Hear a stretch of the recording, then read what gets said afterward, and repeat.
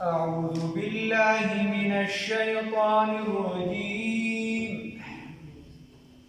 بسم الله الرحمن الرحيم. أقم الصلاة لدلوك الشمس إلى غسق الليل وقرآن الفجر إن قرآن الفجر كان مشهودا صدقت يا رب العالمين.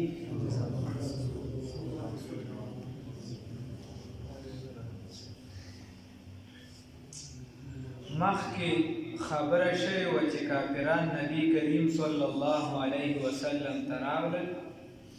او نبی کریم صلی الله علیه وسلم ته وویل وایي موږ به ایمان راوړو کلمه به ووایو خو که چېرته داسې وشي موږ به لمونځ نه کوو موږ به چې دی زکات نه ورکوو یا موږ به دا نه کوو دا څه خبرې وکړې نو الله رب العزت په شدت سره دغه څیزه منع کړه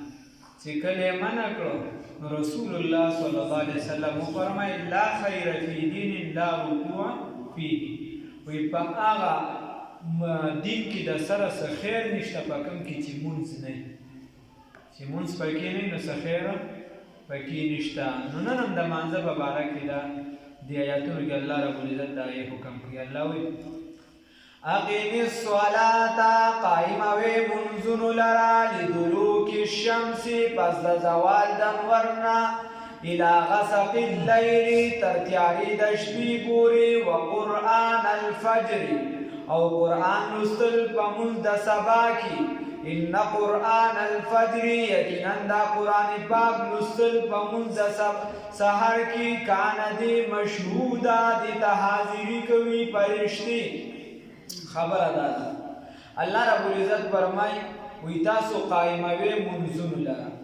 نو بیا الله رب العزت وی پس د زوال د انور نه الی غسق الليل تر تیارې د شپې پورې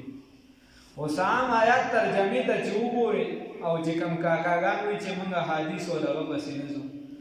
نو بیا خو د دې نه دا معلومیږي الله وایي چې څنګه زوال وشي نو په مونځ باندې فوراً شروع شي او تر نیمې شپې پورې د شپې سیسې پورې تر تیارې د شپې پورې مسلسل مونځ کوه یو نیت ماتوه بیا بل کوه بل ماتوه بل کوه بل کوه مسلسل مونځ کوه خو دا د فلسفې د اسلام خلاف دی اسلام دا وایي چې لا یکلف الله نفسا الا وسعها الله رب العزت فرمایي چې زه به چا باندې تکلیف د هغه دا نفس یعنی چې څونه برداشت کولی شي د هغې نه زیات نه وراچوم په چا باندې زکات نه کېږي په هغې مې نه دي فرض کړ څوک روجې نه شي نیسلی په هغې مې نه دي فرض کړ خیر بیا الله رب العزت فرمایي وقرآن الفجر او قرآن د سحر یعنی قرآن لوستل په مونځ د سحر کې نو دې ګوره په طور خاص تعلق یو تعلق خدا دی چې د سحر په مونځ کې قرائت دا اوږد وي نو هسې موږ نه خو لږه لاره کوڅه خطا شوې ده یو خو زموږ ذاتي کمزوري الله دې کمزوري هم ختمه کړي دویم نمبر دا ده چې مرۍ را سره هغه شان وفا نه کوي پته نه لګي ډېر وخت شوی څه مسله پکې راغلې او بله خبره دا ده چې بیا را سړي تاسو مکه شان وفا نه کوي چې کله لږ داسې وچي نو وایي نن خو پکې اجازه لزوي خو خدای خیر که نه معمولي نو بیا بله خبره دا ده که دغه موشي نو بیا ذهن هم منتشر وي ځکه چې په اسلامي اقدارو مکمل په سنتو برابر نه نو ذهن چې دا انتشار الله رب العزت دا کمزوري ختمي کړي اصل که چېرته ښه خبره دا ده چې په یو رکعت کې د 20 آیاتونو برابر ویلی شي اگر که واړه واړه حساب یې دا یې برابر دا لږه اسان خبره یا د امام ابو حنیفه رحمه الله خپله رایه دا د هغه وایي چې 40 آیاتونه ویلي خیر نو دا به طور خاص تعلق دی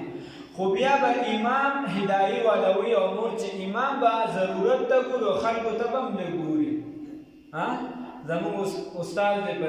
تورو کې د موږ ورسره دا ورکړی دی الله دې په عمر کې برکت واچوي مولانا حافظ حسین احمد صاحب رحمت برکاتهم العالیه هغه وایي چې په بازار جومات کې مې مونځ کوو نو د ماښام په مانځه کې صورت نور شروع کړی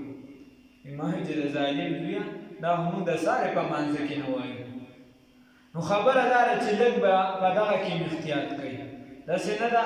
چې کسانو ته تکلیف وغیره او زه خپل وظایف وغیره هغې ته پکې زور ورکوم ورنه دعاګانې چې دي دا په مانځه کې بلا شي په احادیثو کې راغلي نورې دا موږ مختصر الله یې توفیق راکړي وایي هغه کس و هغه مونځ کو په مخکې به چې دی هغه په غرونو مرونو باندې به خلکو غلې وړلې نو څه به د شپې روانې کړلې ساره څه پړو به یې ووه د سارې دغه شان څه کسان وایي به خلکو لوی غلې وړلې چې غلې به وړلې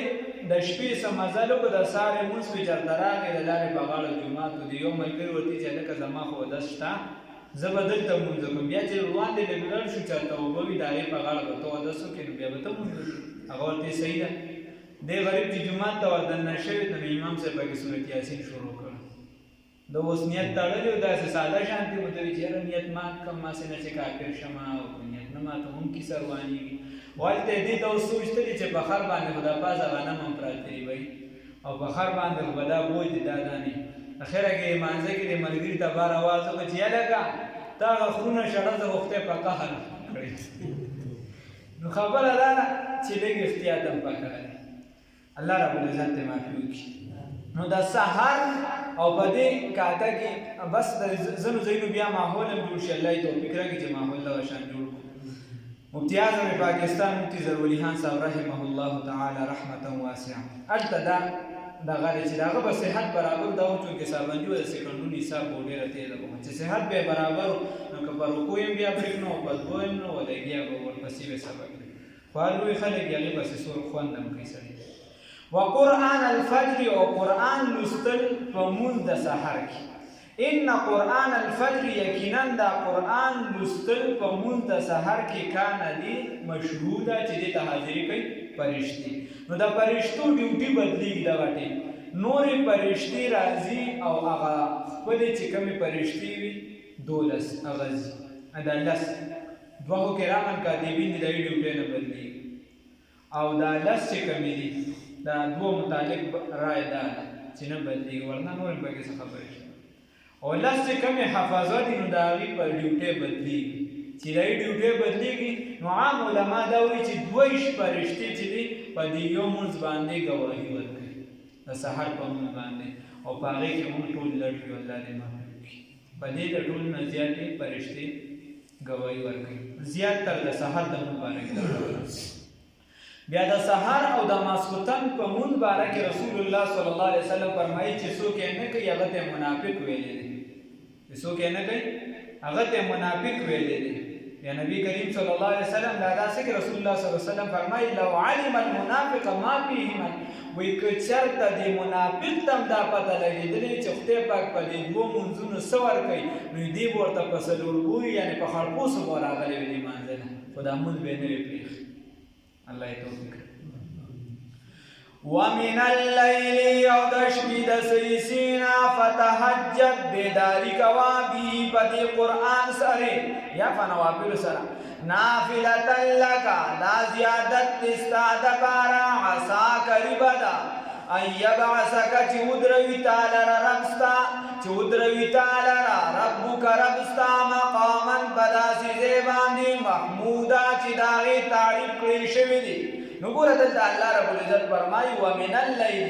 او د شپې د سیسي نه د شپې په صبرحه سیسه کې فتهجد بیداري کوه د تهجد مونځ کوه تهجد مونځ په نبي کریم صلی الله علیه وسلم د جمهورو دا رای ده چې ابتدا کې دا پې فرض او بعد بیا وروسته چې دی دا په رسول الله صلی الله علیه وسلم فرض نه خو په نوافلو کې د ټولو نه اعلی او غوره چې دي هغه مونځ د تهجد دی او افضله او غوره طریقه دا ده چې کوم کس ډېرې پاڅېدی شي هغه د ویتر چې پس له تهجد نه کوي ویتر دې نه کوي مخکې ویتر دې مخکې نه کوي د رسول الله صلی الله علیه وسلم حدیث مبارک دی وایي د مونځ د شپې اخري مونځ چې دی دا ویتر وګرځوي بل علما فرمایي چې کم کس تهجد کوي کم کس تهجد کوي نو په ده باندې به د رزق تنګي نه راځي کم کس تهجد کوي الله رب العزت په ده باندې د ژوند نورې سختې چې دي دا اسانوي او علما لیکي چې دا یو مونځ داسې دی د تهجد دا چې په دې کې به تو اعلانا کارونه نه کړي یعنی پټ په پټه راپاسه حتی چې بعضې خلکو به ډیوین نه بلولې ځکه چې دا مونځ مکمل د ریا نه پاک دی که تی خیال وساتي اوس که ته داسې چې سار دلته سړی وایي چې بهی ستا خو دا سترګې ولې داسې لږې راپړځي دا مې بېګا تهجد کړی نو داسې نه پکار نو دا د ریا نه پاک دی او دا اخلاص والا مونځ د دې وجې الله رب العزت ته ډېر زیات خوښ دی بطور خاص په دې اخري حصه کې د الله رحمت نزول کوي او اعلان کیږي د الله رب العزت د طرف نه هل من مستغفر شته څوک استغفار کوونکي د ګناه د بخښلو طلب کوونکي څوک شته داسې څوک شته چې څه حاجت یې وي د هغې غوښتونکي شته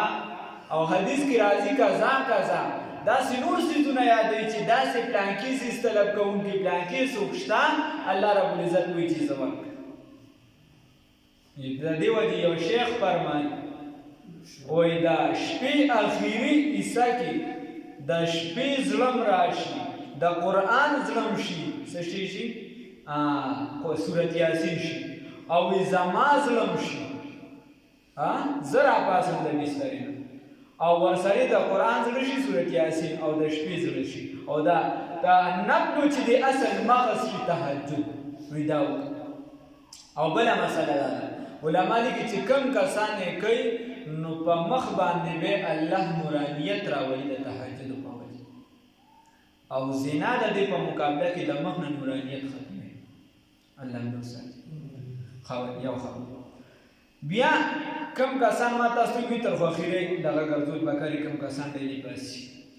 بل خبره باقی دا بل شاعر دعای نیمه شب د فساد بلا بلونه دا دغه نیمه شپې دا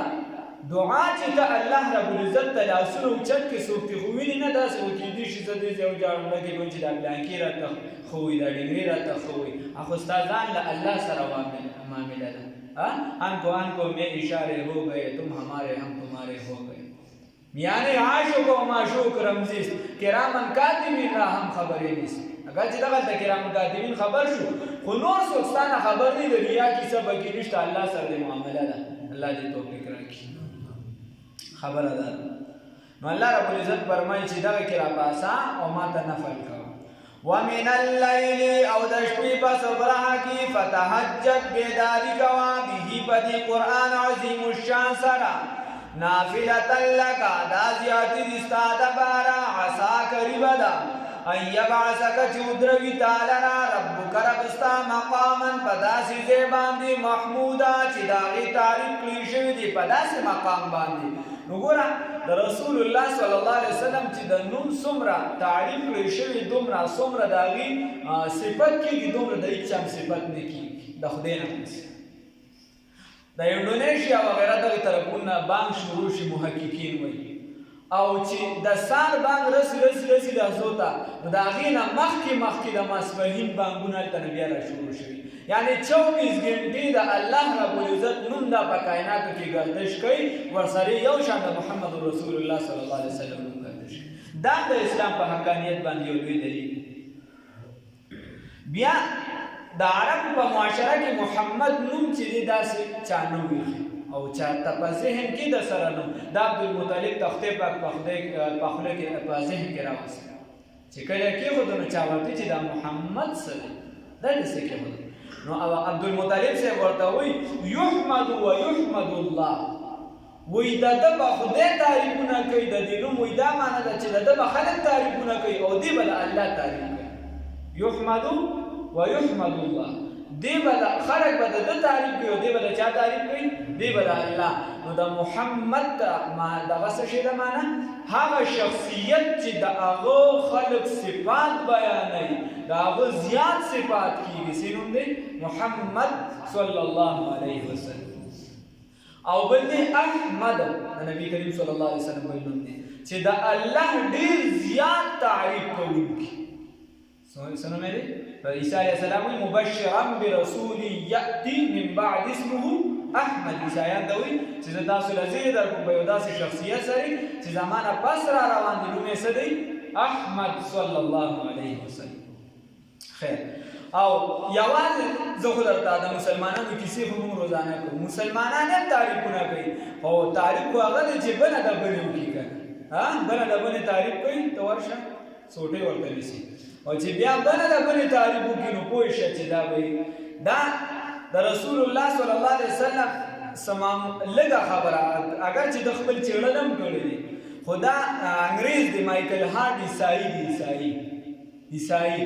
هغه دا کتاب لیکلی دی، سو عظیمات میں اصل کې انګلیش کې بیا ترجمه شوی دی. نو پسر کې وہی ممکن ہے کہ دا ترجمه ہے ممکن ہے کہ انتہائی متاثر کن شخصیات کی فہرست میں حضرت محمد اور حضرت وسلم لیکن وغیرہ ہو، حضرت محمد صلی اللہ علیہ وسلم کا شمار سب سے پہلے کرنے پر چند احباب کو حیرت ہو اور کچھ معترض بھی ہو، لیکن یہ واحد تاریخی ہستی ہے جو مذہبی اور دنیاوی دونوں محاذوں پر برابر طور پر کامیاب رہی. دا په دواړو محاذونو باندې برابر طور کامیاب دی. چې د فوجي کسانې والي نو یې به طور جرنیل استعمالي، چې کومې دا کوم فلاحي کارونه کوي هغې والي نو هغې به طور د فلاحي کارونو چې دي یو رهنما رهبر استعمالوي. ته وګوره، ته تاریخ وګوره، زموږ مذهبي پیشواګانې چې والي نو بیا به طور مذهبي پیشوا چې د هغه ثاني نشته او نه به راشي. دا څوک دی؟ محمد رسول الله صلی الله علیه وسلم. نور بیا د بلا خبرې کړي دي پاره کې ظاهر کړی دی. خیر، خو ما درته وایي چې صفات یې څوک کوي؟ کافران یې صفات بیانوي. نو د ټولو نه زیات تعریف د چا کړی شوی دی؟ د محمد رسول الله صلی الله علیه وسلم. وقل هوایا اے پیغمبرہ صلی اللہ علیہ وسلم، ربی اے ربا دخلنی داخل کمالنا مدخل صدق بداخل اولو خائستہ سرا و آخرین نو بداخل اولو خائستہ سرا میں مدینی منوری تا داخل کا. نو دا بطور لحظہ سرا آیاتون دی دا چکل مکی معظمی تا مدینی منوری تا آغٹی میں بیاوی. و آخرینی اوبا سمالنا مخرج صدق و اوبا سلو خیستہ سری دسنا دا مکی معظمینا وجعل لی اگرز و مالنا من لدن تدقل جانبنا سلطانا غلبا داسی غلبا نصویرا چې امداد یې کړی شوي. نو بیا چې کله فتحه د مکې وه الله رب العزت امداد وغوښتی ورته داسې دعا غواړه. وقل بیا په هغه موقع باندې رسول الله صلی الله علیه وسلم ویلي څه؟ وقل ووایه ای پیغمبره صلی الله علیه وسلم، جاء الحق، راغی حق، وزهق الباطل، و اے باطل شو هغه، اے ختم شو هغه د باطل هغه روح وته. اصل کې ظهور ویلی شي چې د یو څیز نه روح وځي. وزاق الباطل هلاك شباطل، ان الباطل یقینا دا باطل جدی کانا دی زهوقا هلاکی دن کی. نو استاد محترم مولانا مفتی ضروری خان صاحب رحمه الله تعالی رحمتا واسعا هغه فرمای چې ګوره دا ګوره ټول د تهجدو صفات دی چې ته کله تهجد کې نو ستا چې کوم مقابل دی هغه چې په غلطي الله رب العزت به ختمي خان ستا باغی سره جنگ جګړې ته ضرورت نه راځي. وننزل ومن نازله من القرآن، د قرآن عظیم الشان ما هغه هو چې هغه شفاء ده و رحمت او رحمت دی للمؤمنین د پاره د مؤمنانو. دا قرآن عظیم الشان چې دی دا د باطني ټولو امراضو د پاره څه شی دی؟ شفاء ده. څومره چې مرضونه دي د انسان هغې دپاره دا شفاء ده. او ظاهرا هم چې څومره بیمارۍ دي چې عقیده دې مضبوطه وي د هغې دپاره هم څه شی ده؟ شفاء ده. باطني ټول امراض ستا اخلاقي رذیله دي، زنا ده، تکبر دی، حسد دی، کینه ده، بغض دی، عناد دی، شرک دی، بدعات دي، دا ټول څه ختموي؟ دا قرآن عظیم الشان به رالګي او دغه ټول خراب څیزونه به درله ختموي. او دا داسې د بدن چې کومې بیمارۍ دي هغه هم درله دا قرآن عظیم الشان ختموي. خو که عقیده دې مضبوطه وي، الله دې راله مضبوطه عقیده نصیب کړي. ورنه بیا د خوبندیو بابا خبره وه، وی هغه صورت فاتحه په څه باندې ولوستله؟ په اوبو باندې ولوستله نو شات دې جوړ شو. مریدان یې په سبا باندې لګیا و هغوی پې صورت فاتحې لوستلې. دی بیا پاسه راغی ورته وایي چې وایي دا څه کوې؟ هغې ورته صورت فاتحه لولو تا هم ولوستې او موږ یې ولوستو کار نه کوي. هغه ورته صورت فاتحه هغه ده، اوخله د خوبندیو بابا نه ده. وننزل ونازله منگا من القرآن دا قرآن عظیم الشان ما حقا هو چه اغا شفا دا ورحمت و رحمت دی للمؤمنین دا پارا دا مؤمنانو کاکاگانو ولا يزيد الظالمين او دا نزیات ظالمانو لرا الا خسارا مگر تاوان الله رب العزت فرمائی دا قرآن پاک چیوی دا نزیاتوی چا لرا کافرانو لرا مشرکانو لرا ظلم کونکو لرا پدی باندې عمل کونکو لرا نقصان ولا زیاتی نقصان کوي در ځان چې څوک په قرآن باندې عمل نه کوي الله دې لري نو ساتي بیا الله فرمایي چې دا انسان داسې چیز دی واذا وبهغ انعمنا چې موږ انعام وکړو على الانسان بانسان باندې اعرضان دي اعراض کی مخواړوي ونأ بجانب او دې لري لارشي فعرف ګرځولو سره نو اعرض الله رب العزت موږ په انسان باندې انعام وکړو او دې اعراض کی زموږ نه مخواړي خدای الله کو اسلام ګیلا کوي د باندې نه ها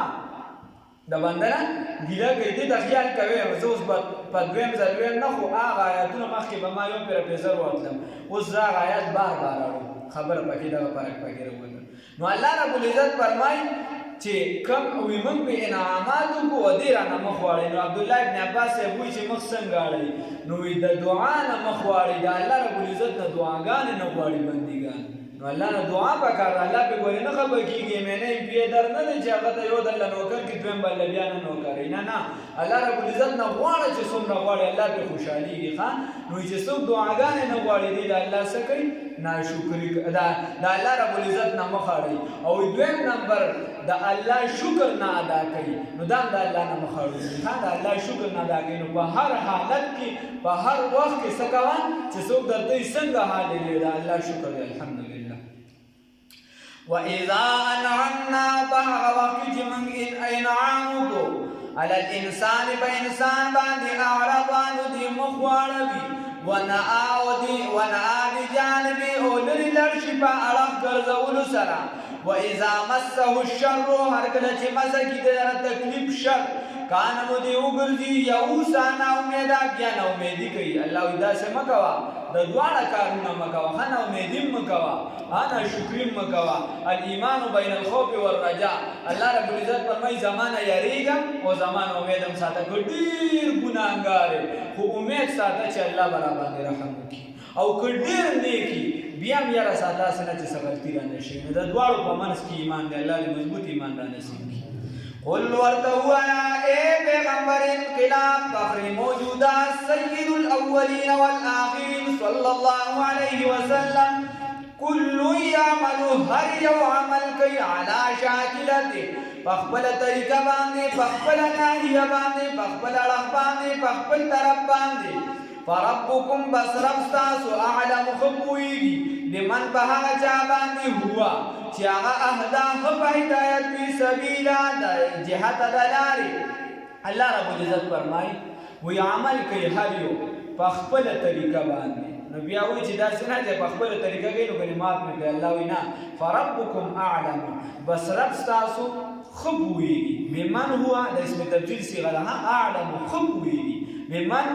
په هغه چا هوا بمن هو په هغه چا باندې بمن هغه څوک هو چې هغه وي اهدا په هدایت باندې سبیلا د جهت د لارې نو الله رب العزت مفهوم لاشه په هغه بنده باندې خپويږي چې په هدایت وي د جهت د لارې د وجې یعنی په نه غلار باندې وي چې کم کس نه وي په هغه باندې الله رب العزت خپويږي الله رب العزت دې د ګمراهۍ نه وساتي